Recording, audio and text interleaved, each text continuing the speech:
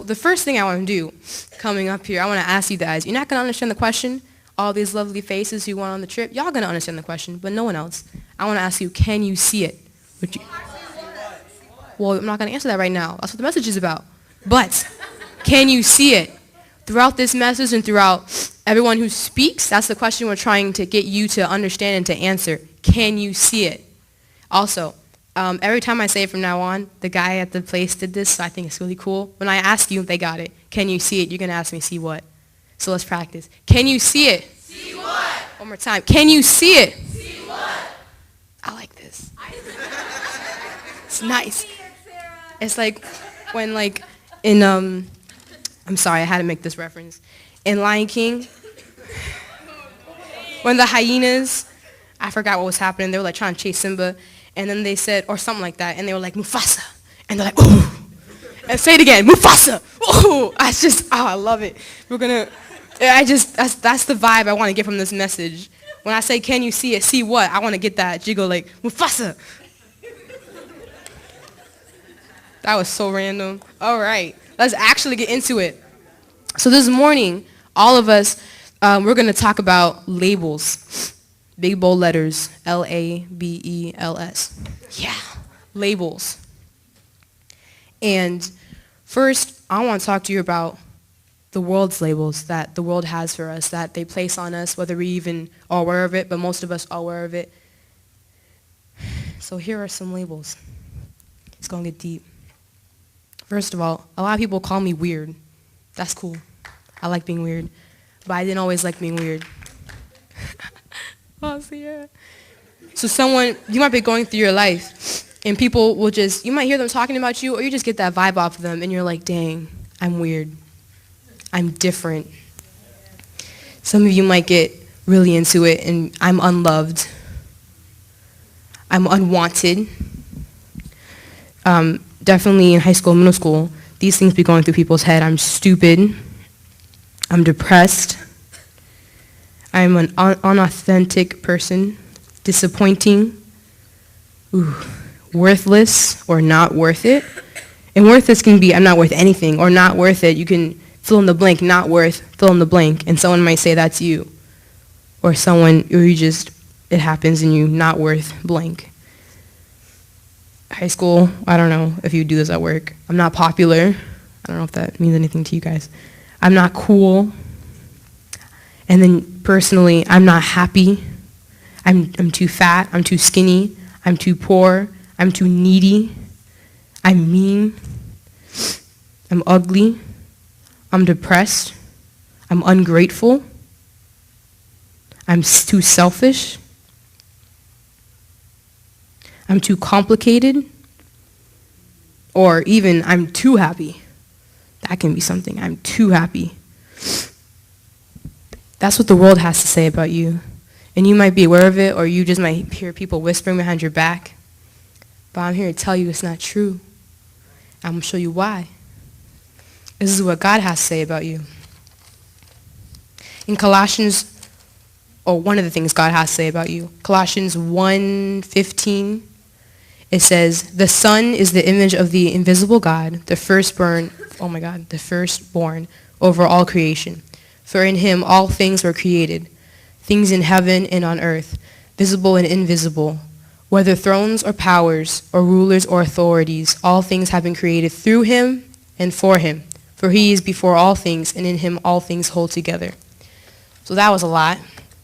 Let me break that down for you. First of all, it says, the Son is the image of the invisible God. He was the firstborn over all creation.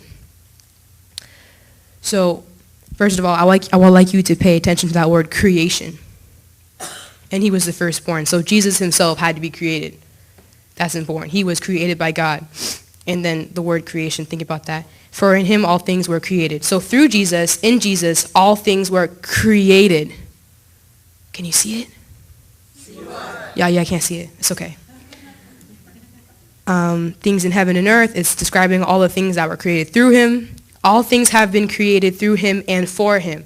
So not only through him, but for him. Not only through him, but for him. All right. Y'all getting the hang of this. He is before all things, and in him all things hold together. So number one, Jesus was created. In Jesus, or through Jesus, all of us and all the other things were created. And for Jesus, all things were created. You're hearing a pattern? Is there like a word sticking out to anybody? You can say it out loud. Oh, wow. I feel special. Y'all getting it. Okay. So created. So I'm here to talk to you about one of the labels God has to say about you. One of the things he calls you is you are created. You will not just, oh my God, there's Sarah. No, you were created. There's no Big Bang Theory. It wasn't unintentional. It wasn't just, molecules being molecules and boom, there's a human that had no purpose at all. No, you were created. You were created intentionally. Why were you created? You were created for him. You were created by him, and you were created for him. So there has to be a reason for that. Because he wouldn't just create you for no reason, because he says, you're for me. So there's something there.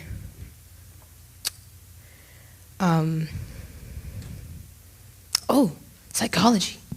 So psychology, I've never taken the class. I'm taking it next year. Yay me.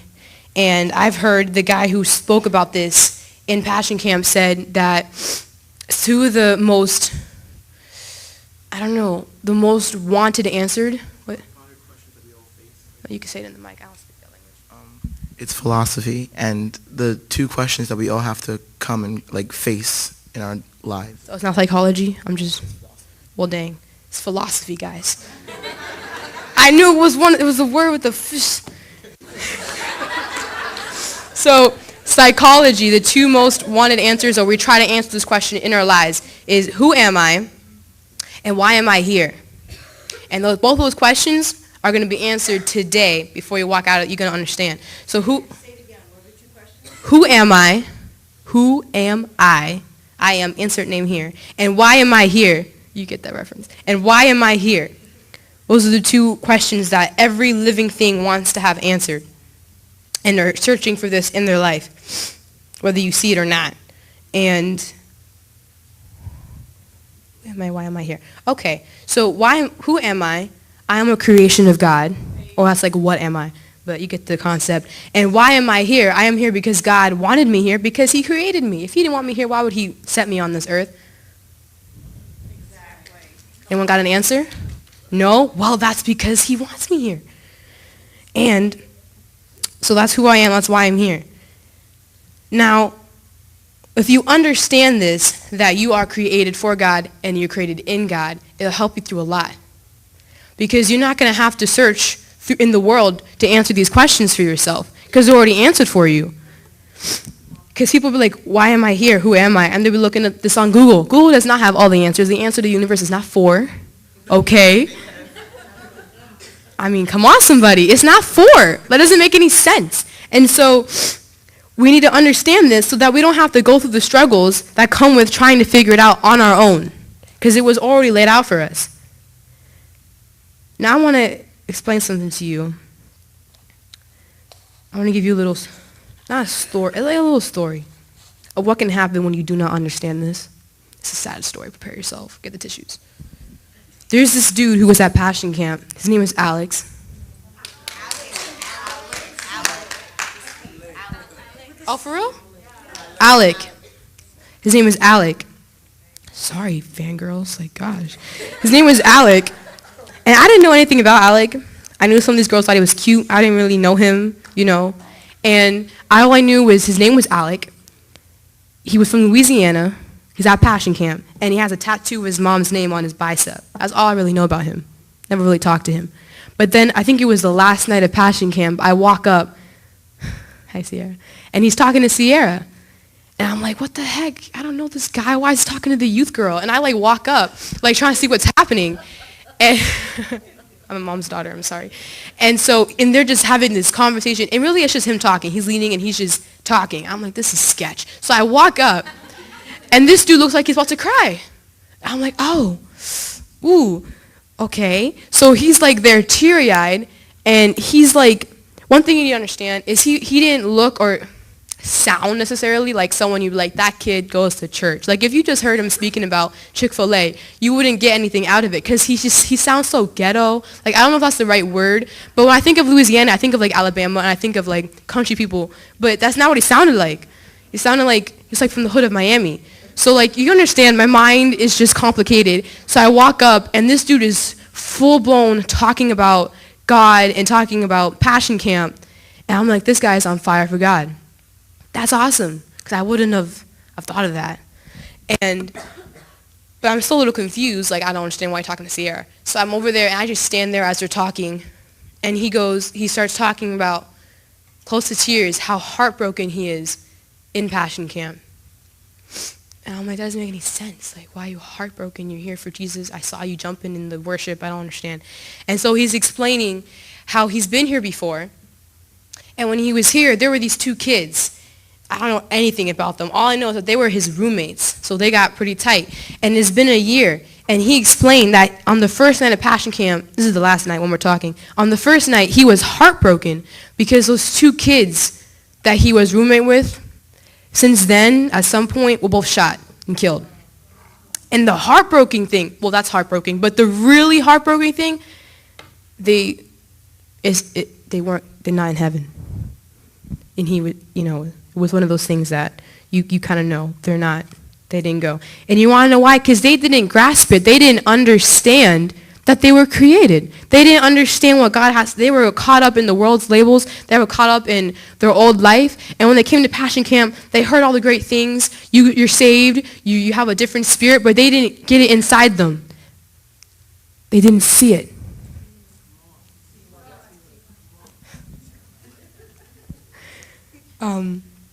They didn't see it. And guys, no. When I ask you, can you see it? You say, see what? No, I have to ask the question, then you respond. You're getting it twisted. Don't get it twisted, guys. All right, so they could not see it. They could not see that they were created. They didn't see that it was intentional. They didn't understand the love that God had for them. They probably didn't spend much time in the Word, but they definitely went to Passion Camp, and whatever happened at Passion Camp, they could have gotten radically changed, but it didn't stick with them because they couldn't see it. What does that mean, they couldn't see it? Because they knew it. They knew God loves them. He died on the cross for you, all of this great stuff. But what's the difference between seeing it and knowing it? Well, the difference is when you see something, or in this context, it just sounds cooler to say see than understand. But in this context, when I say, can you see it, I'm saying, do you understand? Do you believe it? So not just do you believe that created, because in order to believe that you're created by God, you have to believe in God and you have to believe in his love for you. Because you just okay, he created me, but that doesn't make any sense because you don't really understand. You can't connect the dots. Why would he create me? Because he loves you, because he wants you on this earth, because he has a plan and a purpose for your life. And they didn't see that at all. And now they're never going to have a chance. They might see it now, but it's too late now. I'm telling you, if you're still here, it's not too late for you. That's right. Not too late at all. And so, I'm here speaking to you because I don't want you to end up like Alex's friends. I mean, I'm sure most of you are not going to get shot, as dramatic as that death, but just the whole concept, as you'll learn later, about death and salvation. I don't know who's going to talk about it, but it's going to make more sense at that point. Oh, is it you? Oh. And give me a second. Hold up.